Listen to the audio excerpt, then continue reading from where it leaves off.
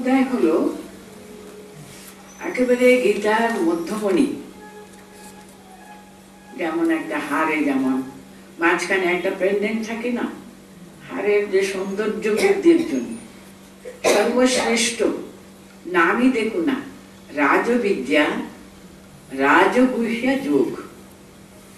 বিদ্যার যে পরম শ্রেষ্ঠ, তার জন্য রাজা, রাজবিদ্যা। রাজগুহ্য মানে অত্যন্ত পরম গোপনীয়। যেমন দেখুন, আমরা যদি নিজেদের যখন ঠাকুরের মন্ত্র, ইষ্ট মন্ত্র যখন উচ্চারণ করি, সেটা যেমন আমাদের অন্তরে অন্তরতম, সেই মন্ত্রটা রেখে যেমন আমরা ওটা গুহ্যতম মানেটা কি, অত্যন্ত পবিত্র। সেই পবিত্রতা কথা বলেও যেন ওর পবিত্রতা যেন কমে যায়। মন্ত্রটা আমরা চিৎকার করে করে বলি নাকি, বলবো না, এত পবিত্রতম জিনিস। তাই জন্য রাজগুহ্য যোগ বলা হয়। তাই জন্য নবম অধ্যায়ের নামে হলো রাজবিদ্যা রাজগুহ্য যোগ।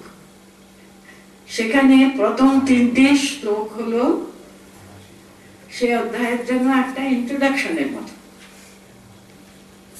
তারপরে 4 থেকে 14 পর্যন্ত মানে 11টি শ্লোকে ভগবানের ব্যক্ত এবং অব্যক্ত তার স্বরূপ বর্ণনা হলো। মানে 4 থেকে 10-এ, 10 থেকে 14 হলো তার অব্যক্ত। প্রথম হলো অব্যক্ত স্বরূপ। আমরা কি কি পড়লাম আগেবারে? যেমন তিনি বায়ু রূপে সমস্ত জগৎকে পরিব্যাপ্ত করে রয়েছে, অথচ আমরা তো বায়ুকে দেখতে পাই, অনুভব করি আমরা। ভগবান যে সৃষ্টি করেন, তিনি পালন করেন আমাদের, শেষে 4 চরণে তিনি আবার আমরা চলে যাই, ফিরে যাই, তার কাছেই ফিরে যাই। ঠিক তেমনি বায়ু যথা আকাশ স্থিত বায়ু, সেরকম ভাবে তিনি তার অব্যক্ত ভাবটাকে তিনি ব্যক্ত করলেন আমাদের কাছে। আমরা 10 পর্যন্ত মানে অব্যক্তটা আমরা শেষ করেছিলাম। তার স্বরূপ বর্ণনা হলো ব্যক্ত ভাবে আমরা 10 শ্লোকে শেষ করেছিলাম। আমি 10 শ্লোকটা একবার পড়ে নিয়ে 11 শ্লোকে যাব। আপনারাও তাই, আমি এরকম বলছি বলে কিছু মনে করবে না। ক্লাসের আগে আপনারা গতবার কি পড়া হয়েছিল ওটা একবার দেখে নিলে তাহলে আপনি এর পরের কন্টিনিউশনটা ধরতে সহজ হবে, তাই না? মায়া অধ্যক্ষেন প্রকৃতি তুয়তে সচরাচরম হেতুনানেন কৌন্তেয় জগদ্বীর পরিবর্ততে। তিনি অধিষ্ঠাতা রূপে প্রকৃতিকে নিজের স্ববশে রেখে সমস্ত জগৎকে তিনি সৃষ্টি করেন। তাকে কিছু করতে হচ্ছে না, তার অধ্যক্ষতা, তিনি উপস্থিত আছেন। মায়া অধ্যক্ষেনা বলতে আমি সেদিন একটা উপমা দিয়েছিলাম। একটা স্কুলে হেডমাস্টার কি প্রত্যেকটি ক্লাসে ক্লাসে গিয়ে তিনি কি পড়াবেন? নানা স্টুডেন্টসকে নিয়ে কথাবার্তা বলবেন উনি, কিন্তু উনি স্কুলে উপস্থিত আছে, তাই না? তার উপস্থিতিতে দেখবেন কত শৃঙ্খলা স্কুলে, তার উপস্থিতি। আমাদের শাস্ত্রও তাই বলে, তিনি শুধু ঈক্ষণ করলেন, দেখলেন, দৃষ্টিপাত করলেন, তাতে সৃষ্টি এমন চৈতন্যময় হয়ে উঠে গেল। আপনি মা কালীর বিগ্রহে তারই একটা প্রতীক দেখতে পাবেন। শিব সবাকারে তিনি তার পায়ের তলায় শুধু পড়ে আছেন, তিনি তার কোনো ক্রিয়া নেই, কিন্তু তিনি আছেন। দেখুন, তার স্পর্শে মা কালী, সে প্রকৃতি, সৃষ্টি স্থিতি প্রলয় সব করে যাচ্ছেন। তিনি চৈতন্য প্রদান করেন। চৈতন্য একেবারে তিনি বিগ্রহ, তিনি তার উপস্থিতিতে সমস্ত কিছু চৈতন্যময় হয়ে উঠে যায়। মায়াধ্যক্ষেন প্রকৃতি স্তূয়তে সচরাচরম, আমার উপস্থিতিতে, আমার অধ্যক্ষতায়, অধিষ্ঠাতা রূপে তিনি আছেন, তাতে দেখুন সৃষ্টি চর এবং অচর সবকিছু। সেই কারণে দেখবেন সমস্ত জগৎ সব কাজ যথাযথ কিন্তু করে যাচ্ছে। এই বিশ্ব প্রপঞ্চ যেটা ইভেন ফিজিক্যালি যা আপনারা দেখবেন, এত নিহারিকা, এত গ্রহ তারকা, কত কি চারিদিকে বিদ্যমান, কিন্তু সকলে কিন্তু নিজেদের নিজেদের নিজেদের নিজেদের ঠিক মার্গে কিন্তু তারা চলতে থাকে চলতে থাকে। কোথায় কোনো অ্যাক্সিডেন্ট তো হয় না, একটার সঙ্গে আরেকটা এই হয়ে গেল, ঘর্ষণ হয়ে গেল, কোথাও কিছু না। দেখুন জগতের পিছনে দেশে জগৎ তিনি সৃষ্টিকর্তা, তিনি পালন কর্তা, সে তার উপস্থিতিতে দেখুন সব কিছু কেমন অত্যন্ত শৃঙ্খলতার সঙ্গে চলতে থাকে। এরপরে 11টি শ্লোকটা পড়ছি আমি। অবজানন্তি মাম মূঢ়া মানুষী তনুমাশ্রিতম পরম ভাবম অজানন্ত মম ভূত মহেশ্বরম। প্রোজ অর্ডার করে পড়ছি দেখুন। মূঢ়া, মূঢ় মানুষ আর কি, ভূত মহেশ্বরম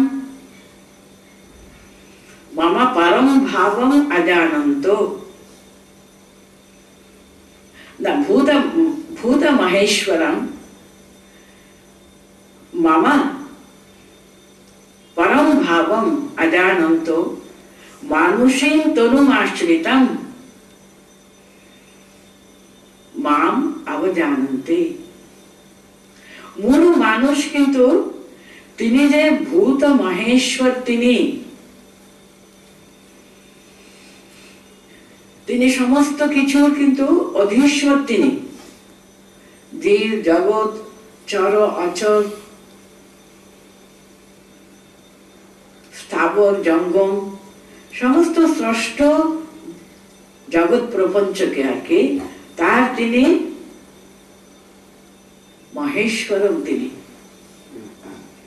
তিনি সমস্ত কিছুর পিছনে তার সৃষ্টিকর্তা, পালনকর্তা, সংহারকর্তা রূপে তিনি সবকিছু কিন্তু পরিচালনা করছেন। মহেশ্বরম তিনি, তার যে মানুষীং তনুমাশ্রিতম, যখন তিনি মানুষ রূপে যখন আসেন, সে পরম ভাবম অজানন্ত, তার যে পরম ভাব সকলে জানতে পারে না, কিন্তু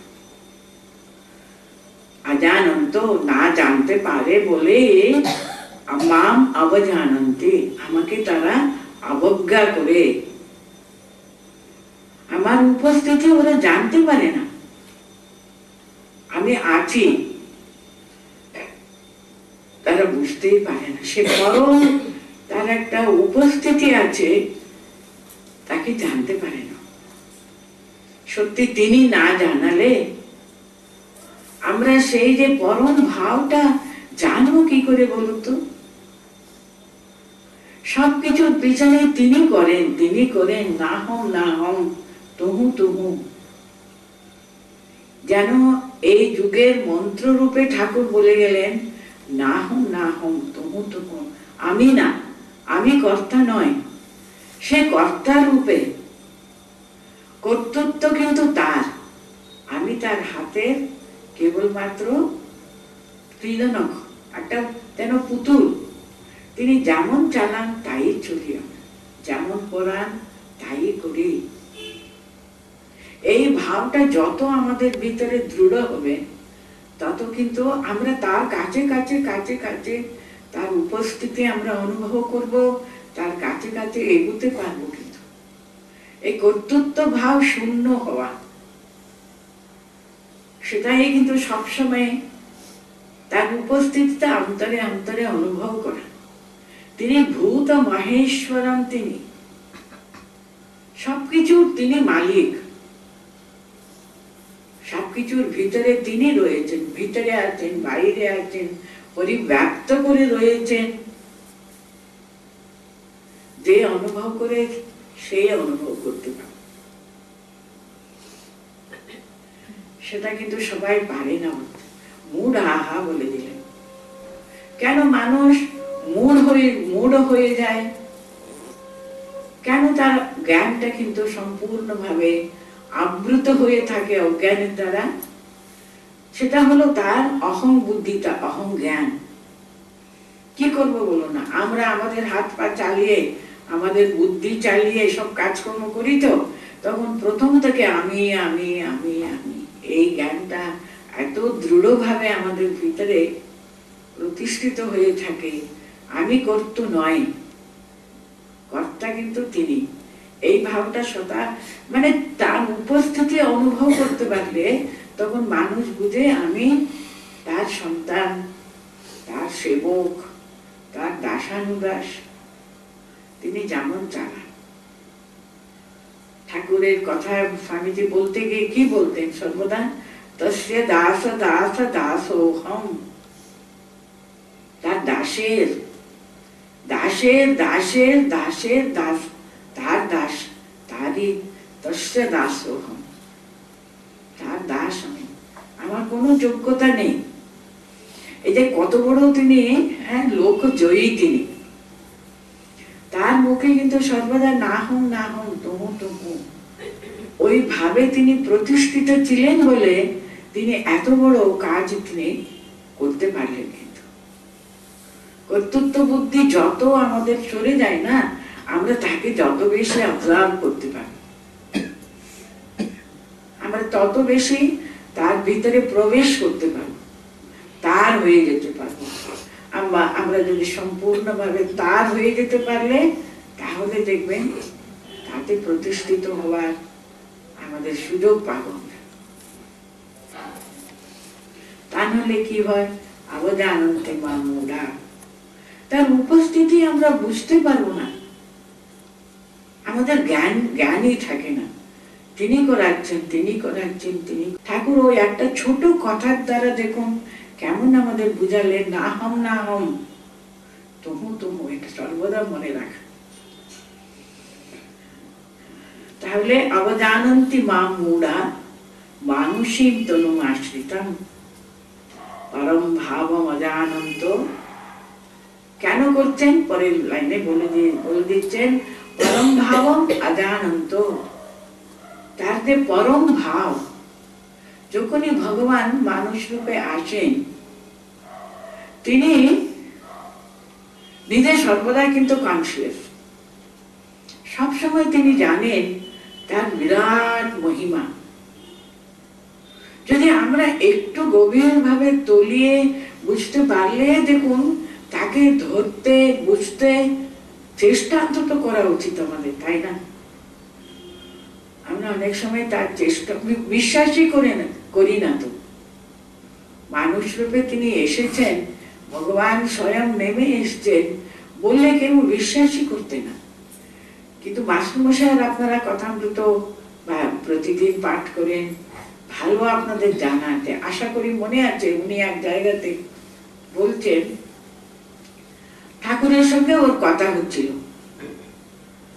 মাস্টারমশাই জিজ্ঞেস করছেন, এত সুন্দর গান। উনি নরেন্দ্রের গান সেদিন শুনেছেন, তারপরে ঠাকুরের গান শুনেছেন, উনি একেবারে মুগ্ধ হয়ে গেছেন। বলছেন, আবার কি গান হবে? আর একটু গান কি আজকে হবে? ঠাকুর বলতেন, আর তো গান হবে না, সবাই তো চলে যাচ্ছে, দেখো আর তো গান হবে না। তারপরে বলতেন, একটা কাজ করো। হ্যাঁ, উনি পরের দিনের একটা কথাটা বলতেন, সেদিন কলকাতায় যাবে। বলরাম বসুকে ছিল, বাগবাজারে ওর বাড়ি। বলরাম বসু তার বাড়িতে আসবে, খুব গান হবে সেদিন, খুব সংকীর্তন হবে।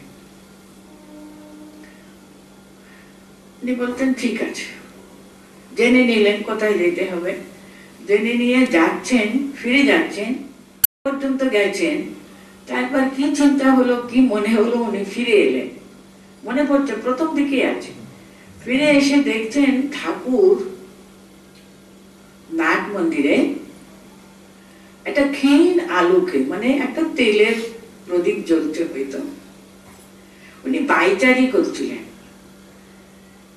কি সুন্দর বর্ণনা করেছেন জানেন, যে মানুষ এমএ পাস করা মানুষ তখনকার দিনে, আর একটা স্কুলের হেডমাস্টার তিনি, তাই না? কিন্তু উনি আমাদের মতো মূঢ় মানুষ ছিলেন না। তিনি ঠাকুরকে দেখছেন, বলছেন একাকে তিনি পায়চারি করছেন। মাস্টারমশাইয়ের কিন্তু এগুবার সাহস হলো না তো। উনি ওনার পায়চারি করছেন, দূর থেকে দেখছেন, বলতেন সিংহ পশুরাজ একাকি থাকতে ভালোবাসে। একাকি যখন ও হাঁটে না, তার কি গাম্ভীর্য। উনি ঠাকুরকে দেখে থতমত খেয়ে চুপ করে দাঁড়িয়ে রইলেন। এগিয়ে কিন্তু ওনাকে কিছু বলবেন তা পারেনি তো। কি আছে বলুন না, এখনই তো দেখে গেছেন একটা মন্দিরের পূজারী, কিছু লেখাপড়া তেমন কিচ্ছু জানে না, তাই না? সবে মাত্র মাস্টারমশাই আসছেন, তবু উনি এগোতে পারেনি, চুপ করে দাঁড়িয়ে আছে। বলছেন আত্মা রাম, দুটি কথা ব্যবহার করেছেন, কত তার অন্তরে দেখুন পরম ভাবটা তিনি কিছুটা অন্তত তিনি বুঝতে পেরেছিলেন। বলছেন আত্মা রাম, আরেকটা কি বলেছেন, অনপেক্ষা। গীতায় বারে বারে অনপেক্ষা, শুচিত দক্ষ ইত্যাদি ইত্যাদি দৈবী সম্পদের কথা বর্ণনা করতে গিয়ে পরে আমরা পড়ব 13-14 অধ্যায়ে। অনপেক্ষা, কোনো কিছু মনে অন্তরেও কোনো চাওয়া নেই, অপেক্ষা রাখে না কোনো জিনিসে। তিনি পরিপূর্ণ, তিনি অপূর্ণতার লেশ মাত্রও নেই, তার জন্য কোনো কিছু অপেক্ষা করি না তো। মনের ভিতরে অন্তরে অন্তরতম রূপে আমরা পরম প্রাপ্তি আমাদের হয়ে আছে, আর কি বাকি আছে? সেই হতে পারে অনপেক্ষা। আর একটা গুণবাচক কি বলেছেন, আত্মা রাম। তার সমস্ত আরাম, তার সমস্ত আনন্দ, তার সমস্ত শান্তির মূল হলো আত্মবস্তু। আত্মাতে যাদের আরাম, তিনি হলেন আত্মারাম। ঠাকুরের সম্পর্কে উনি বলছেন আত্মারাম তিনি, আর অনপেক্ষা। উনি হাঁটছেন, চুপ করে দাঁড়িয়ে আছেন। হঠাৎ ঠাকুরেরই নজর পড়লো। ঠাকুর জিজ্ঞাসা করলেন কেন ফিরে এলে, আবার ফিরে এলে যে? না, আমার মনে হলো বড় মানুষের বাড়ি, কি ঢুকতে দেবে না দেবে না জানি না, তো থাক না, আমি না গেলাম, এখানে আসবো। ঠাকুর কি সুন্দর উত্তর দিয়েছিলেন বলুন তো। এই প্রত্যেকটি কথা কিন্তু কথামৃতের এত স্বাদ, প্রত্যেকটি কথার ভিতরে একেবারে শাস্ত্রের সার সর্বস্ব রয়েছে। উনি বলতেন না গো না, আমার নাম করবে। কেউ জিজ্ঞেস করলে বলবে আমার কাছে আসতে চাইছো তুমি, তারা তোমাকে ঠিক আমার কাছে নিয়ে আসবে। তিনটে কথা বললেন জানেন, আমার নাম করবে, আমার কাছে আসতে তুমি চাইছো, তোমার ইচ্ছা প্রকাশ করো, তার জন্য চেষ্টা করো, তারা তোমাকে আমার কাছে নিয়ে আসবে। দেখুন সাধনের আত্মজ্ঞান লাভ করবার জন্য যে সাধন ভজন করতে হবে, তার সার সর্বস্ব এই তিনটে কথায় আছে না। আমার নাম করো, হ্যাঁ, জপাত সিদ্ধি জপাত সিদ্ধি জপাত সিদ্ধি বলে আমাদের শাস্ত্র। নাম করো, তার নামকে ধরে থাকো, আর অন্তর থেকে আমার কাছে, ভগবানের কাছে, ভগবত সমীপে যাবার জন্য অন্তরের একটা আকুতি, তখন দেখবেন ঠিক সদ্গুরু লাভ হবে, তিনি ঠিক তার কাছে নিয়ে চলে যাবেন। আর এরকম দেখুন, পরম ভাব মদানন্ত এখানে বলছেন, ওই যে পরম ভাব ভগবানের, যে সে পরম জ্ঞান, পরম ভাব মানুষকে জানবার জন্য সবচেয়ে প্রথম হলো বিশ্বাস। হ্যাঁ, উনি আছেন, এই যে আস্তিক্য বুদ্ধি আর কি। তারপর তাকে ডাকবার জন্য কোনো একটা নামকে আশ্রয় করা, তারপর তার কাছে এগোবার চেষ্টা। এত সুন্দর সুন্দর কথা এখানে। গীতা যেমন আমাদের কথাগুলোতেও ঠিক তেমনি সর্বশাস্ত্রময়ী গীতা বলা হয়, ঠিক তেমনি সমস্ত শাস্ত্রের সার সর্বস্ব কিন্তু আমরা কথা বলতে পাই। এখানে ভগবান কি বলেন, আমার পরম ভাব তারা জানে না। আমি মানুষ রূপে আছি ঠিকই, মানুষ রূপে উনি আসেন কেন?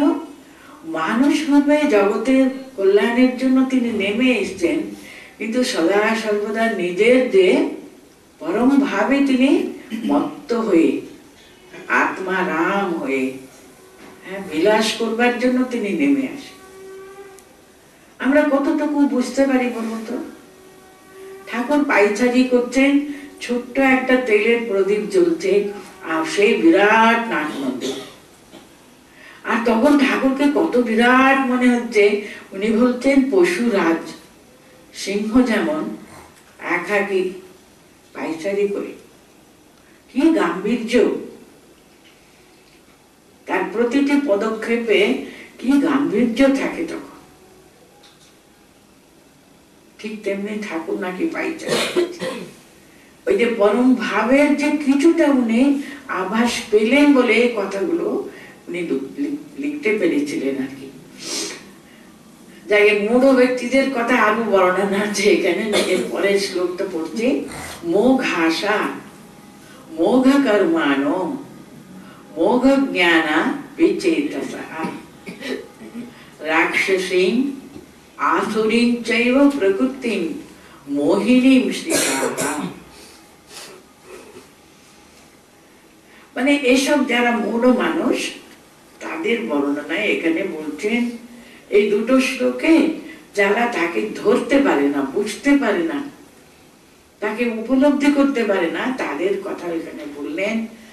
তাদের আশা, মোঘ আশা, সবকিছু ব্যর্থ, কোন রকমের ফলপ্রসূ নয়। মোঘ আশা, মোঘ কর্মানো, তাদের সমস্ত কর্মও তাই নিষ্ফল, কোনো ফলপ্রসূ নয়, ব্যর্থ হয়ে যায়, নষ্ট হয়ে যায়। আর বলতেন মোঘ জ্ঞানা, সমস্ত তাদের জ্ঞান কিন্তু নিরর্থক, অর্থহীন। কিন্তু ওরা এত পাণ্ডিত্য অর্জন করেছে কিন্তু সেই সার মর্ম তারা বুঝতে পারেনি, তো তার জন্য অর্থহীন। আরো বলতেন মোহিনী রাক্ষসী আসুরীং চৈব, মোহিনী রাক্ষসী আসুরীং চৈব প্রকৃতিং শ্রিতাঃ। এই যে মূঢ় মানুষের বর্ণনা, তার বর্ণনা এখানে এ করে দিচ্ছেন, আমাদের বুঝাতে চাইছেন আর কি। তারা কত কর্ম করতে পারে, অনেক কিছু যাগযজ্ঞও করতে পারে, তখনকার দিনে পূজা ইত্যাদি উপাসনা। আর আমরাও এখন দেখুন না, বড় ব্যাপার করে বিরাট বড় দুর্গা পূজা হয় মণ্ডপে মণ্ডপে, আপনারা দেখেছেন। শুধু it is only for competition. সেখানে ওদের যে কত রকমের সব বড় বড় পূজারীদের, ব্রাহ্মণদেরকে ডেকে নিয়ে এসে কত কি বিরাট লোক দেখাবার জন্য কত কি তারা করে। কিন্তু সেটা সত্যি সত্যি মোঘ কর্মা, মোঘ কর্মা মোঘ জ্ঞানা বিচেতসা রাক্ষসীম আসুরীম চৈব প্রকৃতিম মোহিনীম সীতা বলতেন। মানে যারা তামসিক এবং রাজসিক যাদের প্রকৃতি, আপনারা জানেন তো মানুষের প্রকৃতি ত্রিগুণাত্মিকা প্রকৃতি বলা হয়।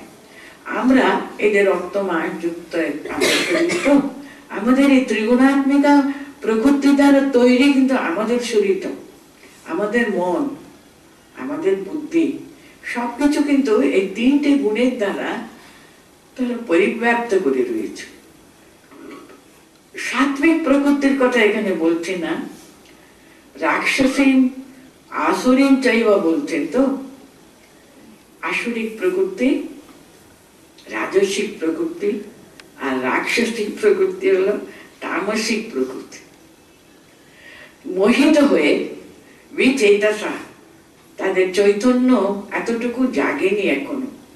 এরা কি করে প্রকৃতির চৈব কাজকর্মগুলো করে যায়, কিন্তু ওদের সবকিছু কিন্তু মোঘ আশা, মোঘ কর্মানো, মোঘ জ্ঞানা বিচেতসা, এত বিক্ষিপ্ত, এতটুকু শ্রদ্ধা নেই, বিভ্রান্ত তাদের মন। কারণ রাজসিক যারা প্রকৃতি তারা অনেক কিছু শুধু লোক দেখানোর জন্যই করে থাকে, অনেক আড়ম্বর, এত আড়ম্বর যুক্ত তাদের পূজা বলুন, তাদের উপাসনা বলুন, তারা যা করে না কেন সেখানে শুধু আসরিক ভাব প্রধান। আর রাক্ষসীর বুদ্ধিটা সেটা হলো অত্যন্ত তামসী, সমস্ত সবসময় মোহিনী, মানে যা আছে সেটা আরো উল্টো বোঝে, বিভ্রান্ত মন।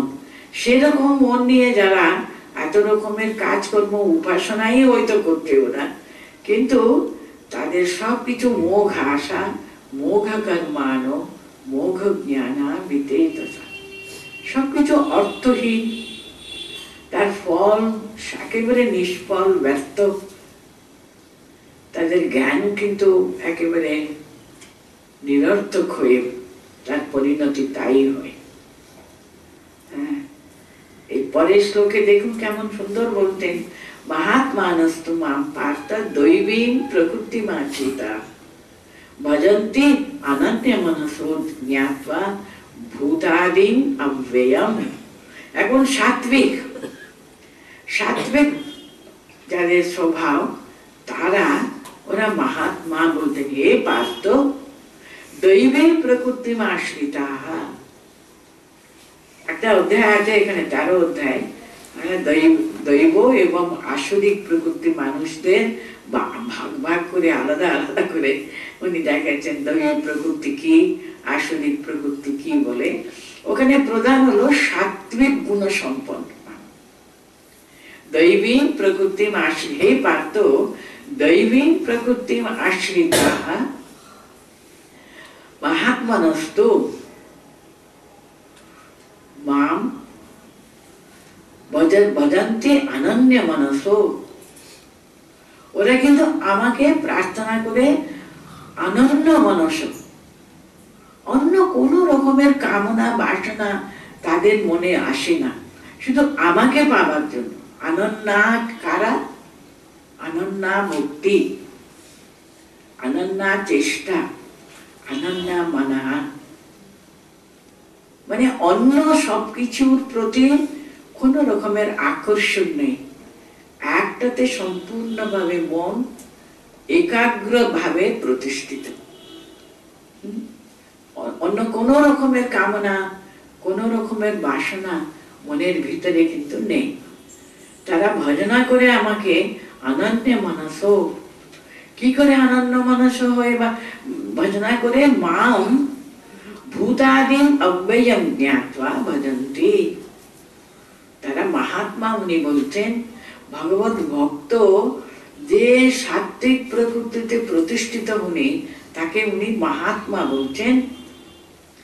তিনি আমাকে সবকিছুর মূলে আমি রয়েছি। ভূতাদিম অব্যয়ম, আগে যেমন বললেন ভূত মহেশ্বরম, কথাই এখানে বলছেন, ভূতাদিম অব্যয়ম, আমি অব্যয় রূপে সমস্ত ভূত, সমস্ত স্রষ্ট জীব জন্তু স্থাবর জঙ্গম সবকিছুর ভিতরে আমি অব্যয় ভাবে, অব্যক্ত ভাবে আমি সদা সর্বদা তার ভিতরে রয়েছি। এটা যারা অনুভব করে, কিন্তু এই আমরা 7th অধ্যায়ে কিন্তু জ্ঞান বিজ্ঞান যোগ যখন আরম্ভ করলাম তখনই আমি বলেছিলাম, দেখুন এই জ্ঞান বিজ্ঞান যোগ থেকে একটা নতুন যেন সুর গীতায় আমরা দেখতে পাচ্ছি। এতদিন ধরে অর্জুন কেন্দ্রিক, মানব কেন্দ্রিক কথা হচ্ছিল। হ্যাঁ, তুমি কর্ম করো, জ্ঞান লাভ করো, ভগবানকে ভক্তি করো, ইত্যাদি ইত্যাদি কথাগুলো উনি বললেন প্রথম 6th চ্যাপ্টারে।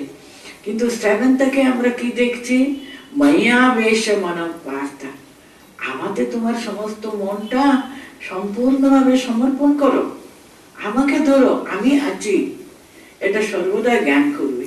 আর সেখানে দেখো এখানে ভগবত কেন্দ্রিক, সেখানে বলেছেন অব্যক্তম ব্যক্তি মাম, অব্যক্তম ব্যক্তি মাপন্নম মাম অবজ্ঞা, আমি অব্যক্ত ভাবে সবাইয়ের ভিতরে আছি।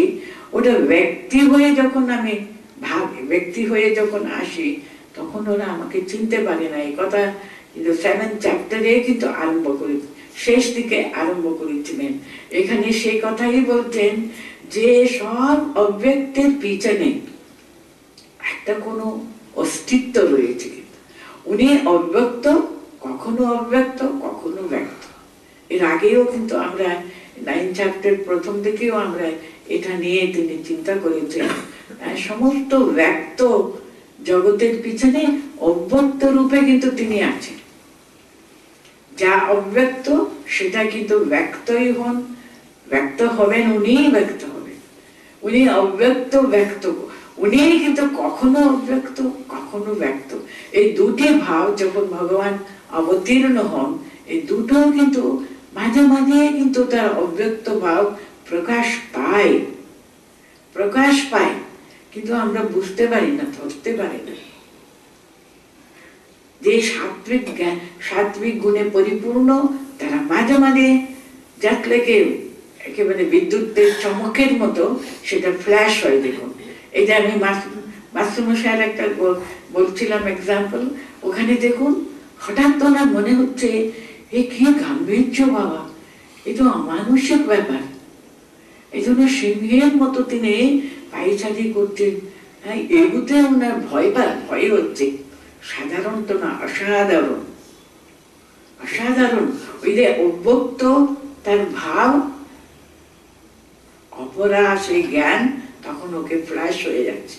উনি সাধারণ না, অসাধারণ। ব্যক্ত, তার সঙ্গে অব্যক্ত একটা বিরাট মহিমা কিন্তু রয়েছে। সেই অব্যক্ত ব্যক্ত, এখানে ভূতাদিম অব্যয়ম, ভূতাদি মানে তো যেটা ম্যানিফেস্টেড জগৎ, তো এই ম্যানিফেস্টেড জগতের ভিতরে একটা অব্যয় বস্তু কিন্তু রয়েছে। উনি ভূতাদিম অব্যয়ম, সেটা কারা বুঝতে পারে? মহাত্মানস্ত। শুধু মহাত্মা হলে কি তোমার মেন কোয়ালিটি? ভজন্তি অনন্য মানস। কি করে ওরা ভজনা করতে পারে?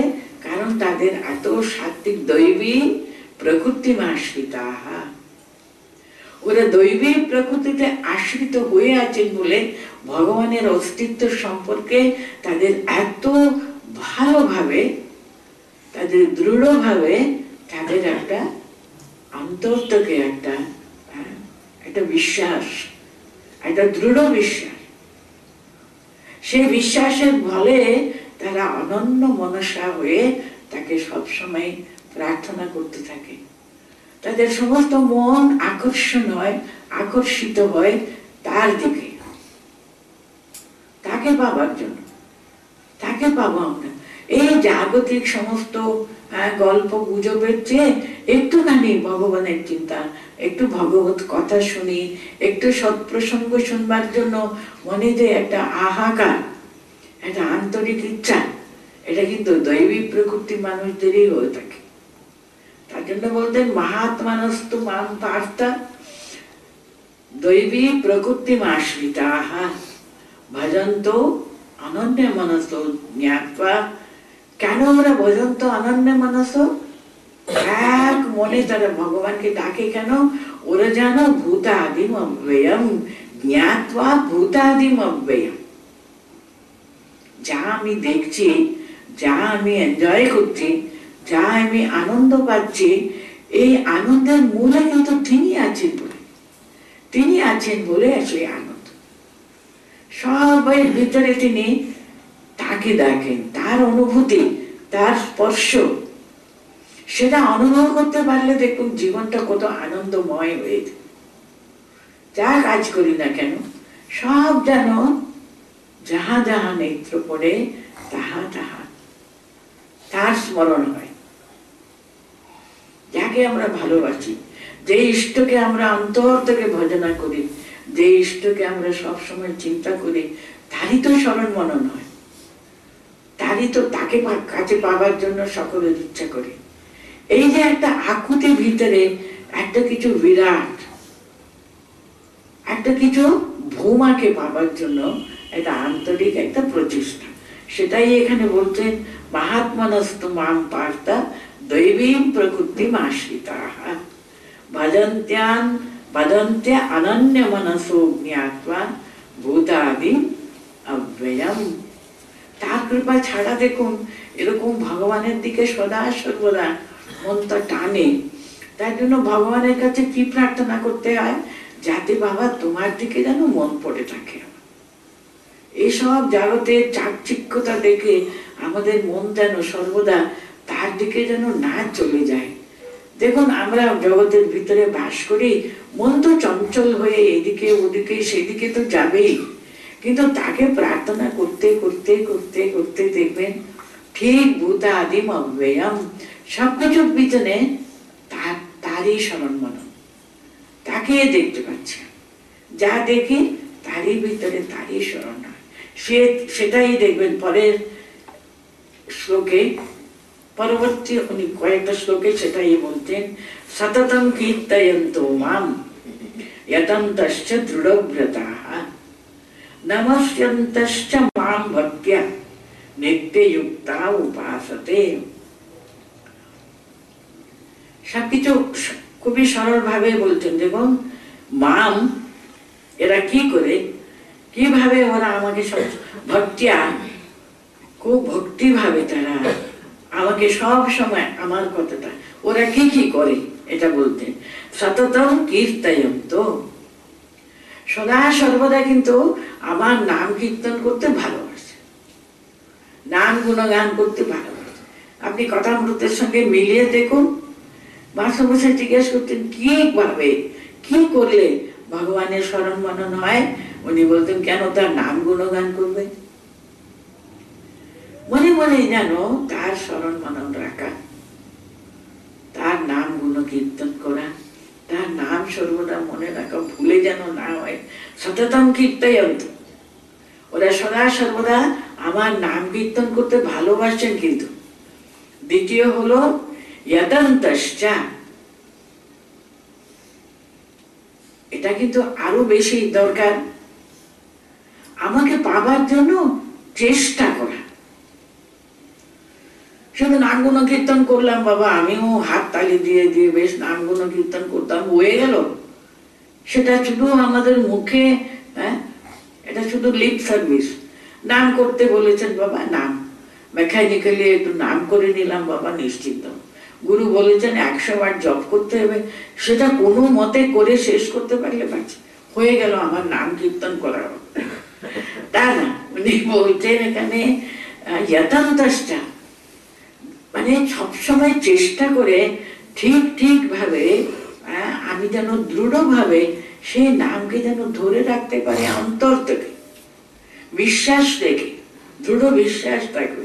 তার আরো কথা বলতেন দৃঢ়ব্রতাঃ, এখানে কিন্তু সাধনের কথা বলতেন, সাধন ভজনের কথা বলতেন। দৃঢ়ব্রতাঃ মানে কে, দৃঢ়তার সঙ্গে যত্নশীল হবে, বারে বারে করবে। আজকে খুব একাগ্র মানে অনন্য মানস বলতেন, ভজন্ত্যান অনন্য মানস। কোনো দিকে যেন মনটা না যায়।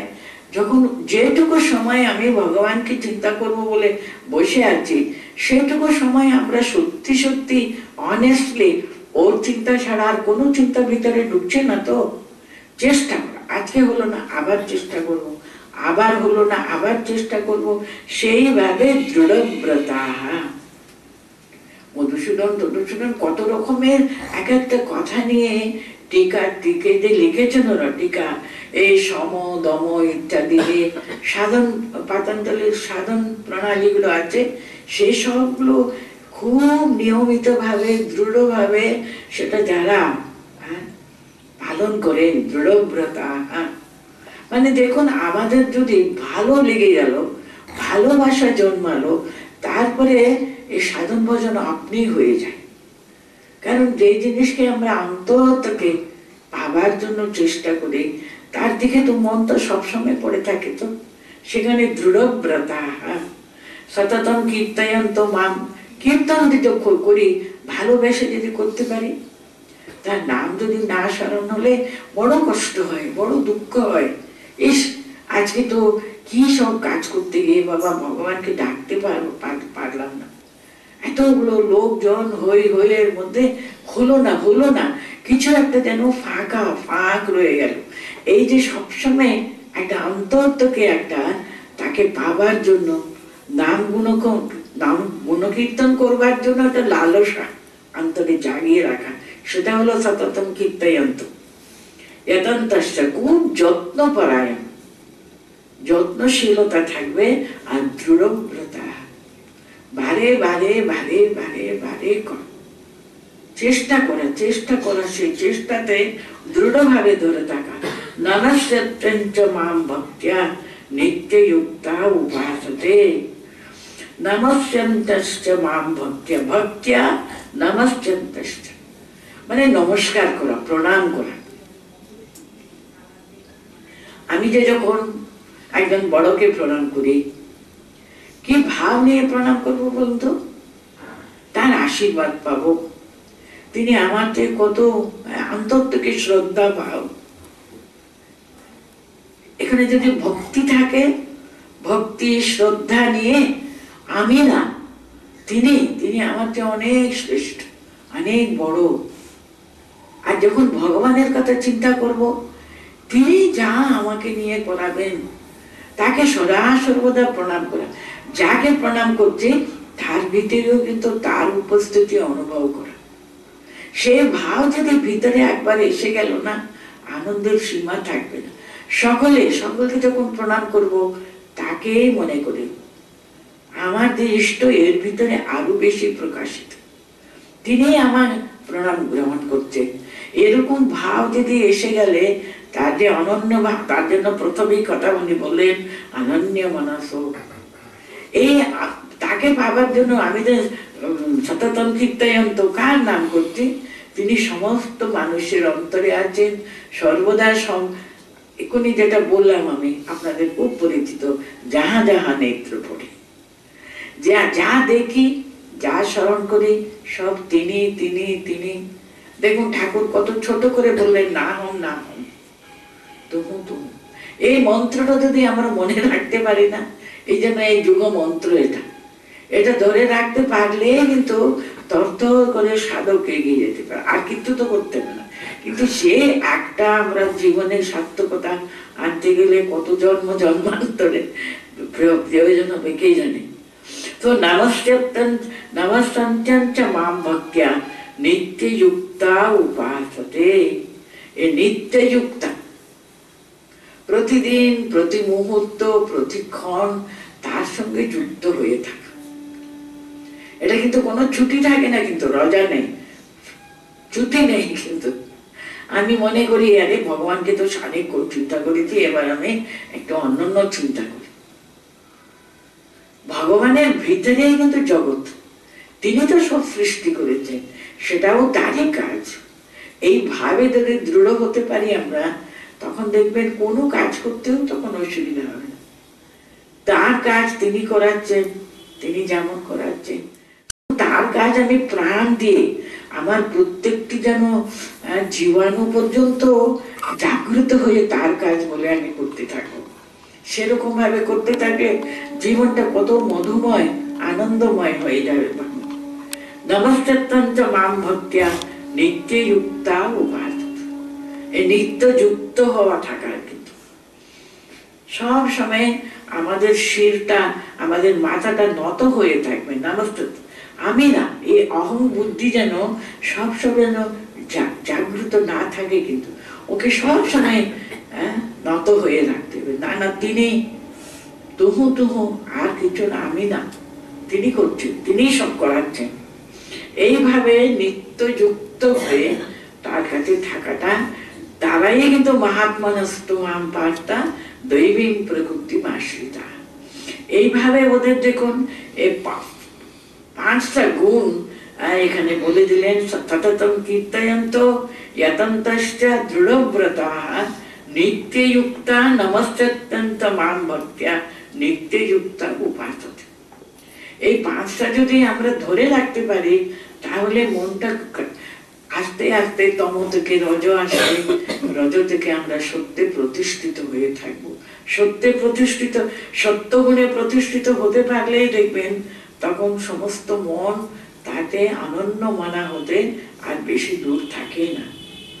আর এই যে এইসব মানুষ একভাবে না, কত ভাবে ওরা আমায় ডাকে। গীতার যে সবসময় গীতার যে সার্বভৌমত্ব আর কি, সমদর্শিতা, এই যথা মাম প্রপদ্যন্তে তাম তথৈব ভজাম্যহম বলে দিচ্ছেন ভগবান। যে কথাটা একম সৎ বিপ্রা বহুধা বদন্তি, এটা আমাদের শাস্ত্রের কথা। আমাদের শাস্ত্রের সার সর্বস্ব গীতায় আছে বলেছে।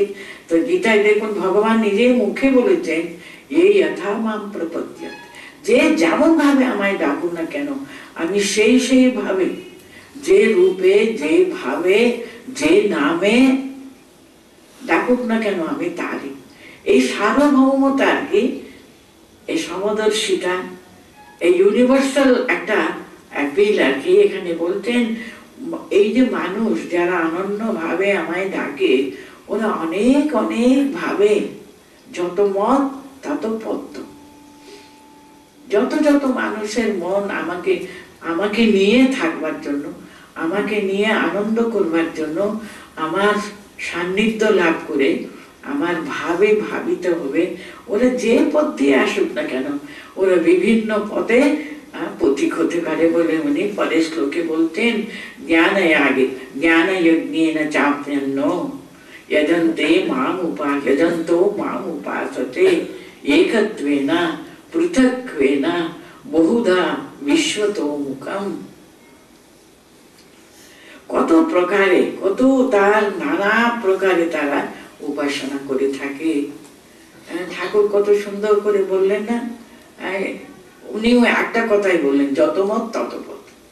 কেউ আল্লাহ বলে, কত সহজ সহজ উপমা দিয়ে উনি এসব বড় বড় কথাগুলো বর্ণনা করেছেন। দেখুন তো, পুকুরে 4টে ঘাট, কে পানি বলে, কে ওয়াটার বলে, কে অ্যাকোয়া বলে, কে জল বলে, সব নামে একই বস্তুকে কিন্তু ও নির্দেশ করে। সেটা দেখুন কত সুন্দর করে বলতেন। দেখুন চাপ্যন্ন, সেখানে 3টে কথা আছে, অন্য অপিচা, অন্য অপিচা। অন্যরা এক একজন এক এক ভাবে আমাকে ডাকতে পারে। কেউ জ্ঞান মার্গ অবলম্বন করে, তারা মনে করে অহং ব্রহ্মাস্মি। এই যে অহং, এটা কার? তিনি, সে ব্রহ্ম বস্তু, এখানে ব্রহ্ম বস্তু, সেখানে ব্রহ্ম বস্তু, সর্বত্র। তারা জ্ঞান মার্গে কিন্তু এটা না, এটা না, এটা না, না হম না হম করে এগোবে। এই যে আহম ব্রহ্মাস্মি যখন যে জ্ঞান মার্গে এগোবেন, তার কত বুদ্ধিটা অত্যন্ত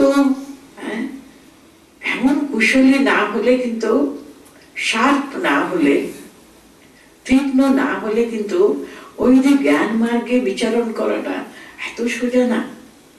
শরীর একেবারে গরমে কষ্ট পাচ্ছে, ঠান্ডায় খুবই অসুবিধা লাগছে, তখনও আমি শরীর নয়, আমি মন নয়, আমি বুদ্ধি নেই, আমি অহংকার নেই, আমি সেই সচ্চিদানন্দ শিবোহম, সেইভাবে চিন্তা করা আগে সেই জ্ঞান মার্গে জ্ঞান যজ্ঞে না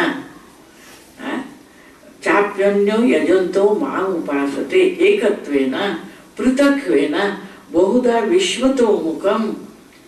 একত্বেন মানে আমি এক্ষুনি বললাম জ্ঞান মার্গে, পৃথক্ত্বেন মানে তিনি ভগবান, আমি তার দাস, তিনি আমার পিতা, আমি তার সন্তান, এরকম পৃথক ভাবে তিনি আর আমি দ্বৈত ভাব যে এ করে আর কি অবলম্বন করে এগোবে।